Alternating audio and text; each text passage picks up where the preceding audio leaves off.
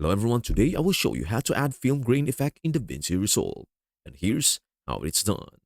I imported a video that I want to apply a film grain effect to, along with a separate video containing the film grain overlay. Now let's begin by dragging your main video onto the video 1 track on your timeline. Then place the film grain overlay video above it on the video track. Next, select the film grain clip on the timeline. Go to the inspector and under composite, change the composite mode to overlay. Adjust the opacity to your liking. And there you have it, a nice looking film grain effect on your video. If you'd like the film grain to last longer, hold down the Alt key on your keyboard while dragging the film grain clip to the right to create another copy.